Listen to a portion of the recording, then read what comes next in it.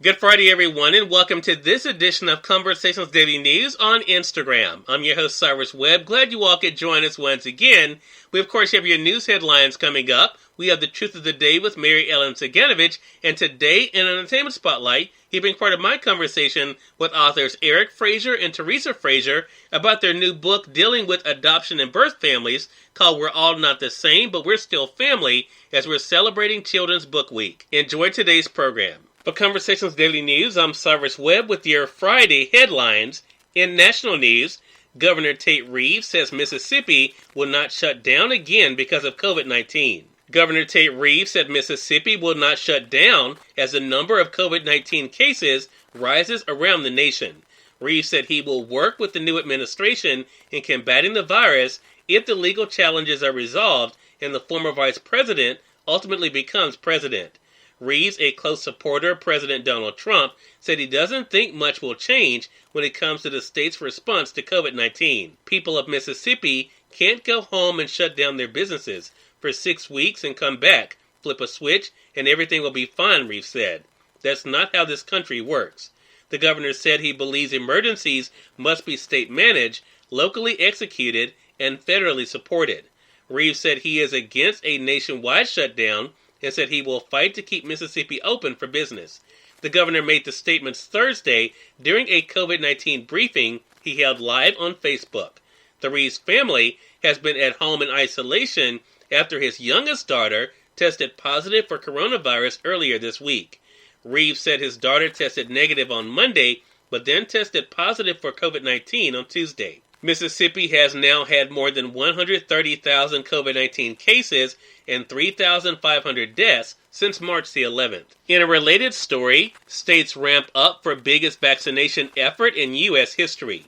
With a COVID-19 vaccine drawing closer, public health officials around the country are gearing up for the biggest vaccination effort in U.S. history, a monumental undertaking that must distribute hundreds of millions of doses, prioritize who's first in line, and ensure that people who get the initial shot return for the necessary second one. The push could begin as early as next month, with federal officials say the first vaccine may be authorized for emergency use and immediately deployed to high-risk groups such as healthcare workers.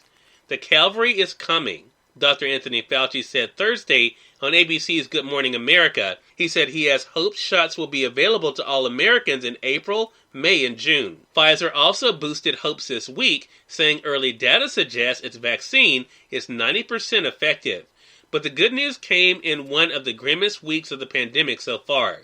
Deaths, hospitalizations, and new infections are surging around the country and turning up the pressure to get the vaccine effort right. In Philadelphia, the health department is counting how many healthcare workers and others will be among the first in line. In Louisiana, officials are planning a remote exercise this week to play out different scenarios, exploring how the process might unfold. In more national news, Trump stewing over election loss, silent as virus surges. President Donald Trump has publicly disengaged from the battle against the coronavirus at a moment when the disease is tearing across the United States at an alarming pace. Trump, fresh off his re-election loss to President-elect Joe Biden, remains angry that an announcement about progress in developing a vaccine for the disease came after Election Day. And aides say the president has shown little interest in the growing crisis, even as new confirmed cases are skyrocketing and hospital intensive care units in parts of the country are nearing capacity. Public health experts worry that Trump's refusal to take aggressive action on the pandemic or to coordinate with the Biden team during the final 2 months of his presidency will only worsen the effects of the virus and hinder the nation's ability to swiftly distribute a vaccine next year. In sports, Tiger bucks his Masters history with opening 68. Tiger Woods usually takes a day or two to get going at Augusta National. Not this time. Defying his lackluster form, not to mention a history of slow starts at these hollow grounds, Woods shot a bogey-free 4 under 68 on Thursday in the opening round of the Masters, a tantalizing display by the defending champion in his quest for a record-tying 6 green jacket. I did everything well, Woods said. I drove it well, hit my irons well, putted well. And finally, in entertainment news, The Weeknd to headline the Pepsi Super Bowl halftime show. The Weeknd will bring his popular falsetto vocals to the 2021 Pepsi Super Bowl halftime show. NFL, Pepsi, and Rock Nation announced Thursday that the three-time Grammy Award winner will be the headline performer on February the 7th at Raymond James Stadium in Tampa, Florida. The Weeknd said he's humbled by the opportunity. He posted a photo of himself with the logo of the halftime show on social media to announce the news. Cyrus Webb, Conversations Daily News. It's now time for the Truth of the Day with Mary Ellen Ciganovich. Mary Ellen, it's all yours. Hi, this is Mary Ellen with your Truth of the Day. Sit with your sadness. I know the last thing anyone wants to hear when going through a period of great sadness is, you will learn something from this. Or, look at the bright side. In the midst of a tremendously painful situation, you really don't care about the bright side because the overwhelming feeling of pain you are feeling is too exhausting to even begin an examination of what is happening. You feel disappointed, angry, fearful, picked on by life, and let down by God. Sitting with sadness takes the courage to believe you can bear the pain and the faith to know you will come out on the other side. Courage and faith will allow you permission to grieve and walk through your sadness. After you sit with your sadness and experience it, understand the powerful teaching tool sadness has to offer. Now you can choose to surrender and accept the change you are going through. Today, feel your own sadness while you have compassion for others experiencing the same thing. And remember, enjoy your day. It's now time for our Entertainment Spotlight right here on Conversations Daily News. For Conversations Daily News, I'm Cyrus Webb with the Entertainment Spotlight. Teresa Frazier and her son Eric Frazier joined me recently on Conversations Live, the radio show, to talk about their new book about adoption and birth families called We're All Not the Same, But We're Still Family.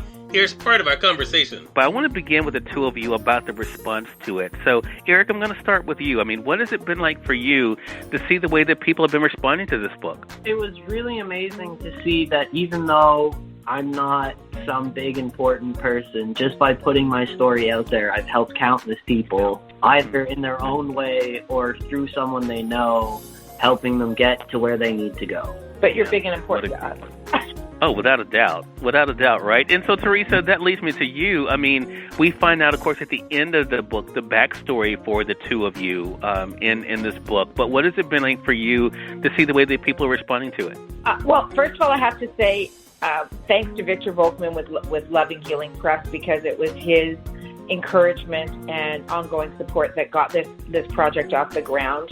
In about 2011, I had a book called Billy Had to Move, which was talking about a little guy coming into foster care, and we were hinting at what adoption might be like, and he was meeting a play therapist, which is my profession, for the first time, to help him deal with his feelings of loss and anxiety. And then Victor said, we really need an adoption book, and I said, I have one in mind that my son and I have written. One of our kids have written together, Eric, obviously, and it's about adoption openness. And there's another one that's going to be coming out soon on adoption disruption, which happens a lot too, sadly.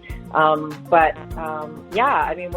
be honest, Eric and I wrote it together, and I expected it would go to Victor and it would go through lots of editorial changes, and he was like, fantastic, now we just need to do the graphics. And I was like, oh, okay. Cyrus Webb, Conversations Daily News. We thank you all for tuning in to this edition of Conversations Daily News. We'll be back with you guys on Monday with more news, Truth of the Day with Mary Ellen Ciganovich, and our Entertainment Spotlight. Until then, I'm your host, Cyrus Webb, saying as always, enjoy your day, enjoy your life, enjoy your world. Thank you all for choosing Conversations Daily News today. Let's make it a great one.